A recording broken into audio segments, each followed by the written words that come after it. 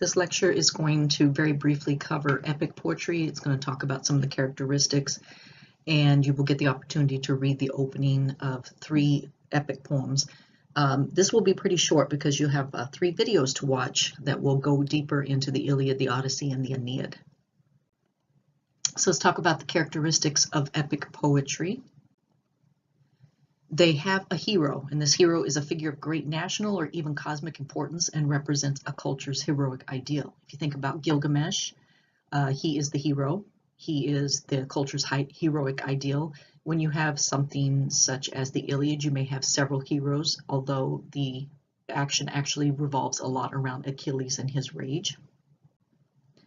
The setting of the poem is ample in scale, maybe worldwide or even larger. These are not stories that take place in the kitchen or in the backyard. They cover massive amounts of time and space. The action involves superhuman deeds in battle. If you remember from Gilgamesh, they went out and they defeated the god Humbaba and did all kinds of things that we normally, here just don't get to do those kinds of things. And the gods and other supernatural beings take an interest or an active part. Quite often, especially in the Iliad, you will notice that the gods are using the humans almost as chess figures and kind of moving them around to satisfy their own little spats. And an epic poem is a ceremonial performance. You have to remember that epics come from the oral storytelling tradition before they were written down. They were very ceremonial, narrated in a ceremonial style. It's deliberately distanced from ordinary speech, so if the speech is heightened, it is proportional to the grandeur and formality of the subject matter and the epic architecture. So you don't want to tell an epic poem. If you were reciting it, you would want to recite it in the proper language that befits the size and scope of the epic poem. There's some commonly adopted conventions, and you do need to know these. 1, the narrator begins by stating his argument or theme, invokes a muse or guiding spirit to inspire him in his great quest or undertaking, then addresses to the muse the epic question, the answer to which inaugurates the narrative proper. And here in a minute, you will get the chance to read that opening stated argument for the 3 epic poems that you will study. The narrative starts in medias res, which means in the midst of things, at a critical point in the action. Epic poems don't start at the beginning. For instance, the Iliad begins 10 years after the Trojan War has begun and actually starts in the last days of the war. The Odyssey starts 10 years after the Trojan War. The Aeneid starts in the middle of the Trojan War. And there are catalogs of some of the principal characters introduced in formal detail. And for the modern reader, that can get very boring because it just goes on and talks about this person and that person and what they're wearing and what they're known for. But you have to remember, this comes from an oral tradition, and that is how they continue to pass on that information. So we have already taken a look at Gilgamesh, the epic poem, the oldest known written story anywhere known to exist. King Gilgamesh was a true ruler, although we doubt very seriously that he was the one that we see in the epic poem. And on the next slide, what I'm going to do is show you the opening. I won't read it to you. I will just, if you want to read it, which I suggest that you do, just stop the video until you have finished reading it.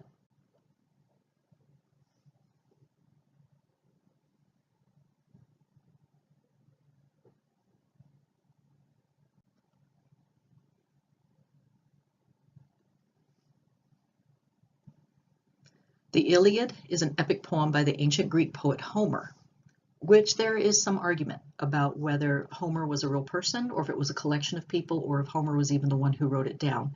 But generally, we give credit to the Iliad and the Odyssey to Homer. It recounts some of the significant events of the final weeks of the Trojan War and the Greeks' siege of the city of Troy, which I talked about earlier when I talked about Agamemnon. It was written down in the mid-8th century BCE, and it is usually considered to be the earliest work in the whole Western literary tradition and one of the best known and loved stories of all time. Through its portrayal of the epic subject matter of the Trojan War, the stirring scenes of bloody battle, the wrath of Achilles, and the constant intervention of the gods, it explores themes such as glory, anger, homecoming, fate, and has provided subjects and stories for many other later Greek, Roman, and Renaissance writers.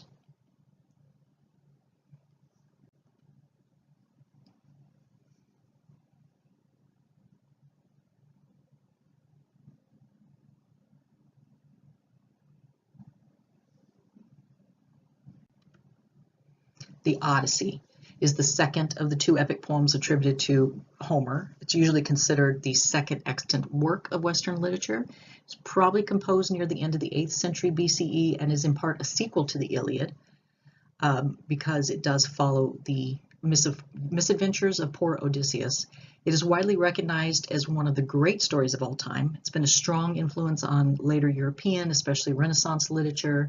And this poem does focus on the Greek hero Odysseus, or Ulysses, as he was known in the Roman myths, and his long journey home to Ithaca following the fall of Troy. He has this 10-year journey that takes him through all the islands and as far away as Egypt and North America and the Western Mediterranean, because he managed to displease Poseidon. And as we learn from Agamemnon, the last thing you want to do is anger the gods before you set off on a journey.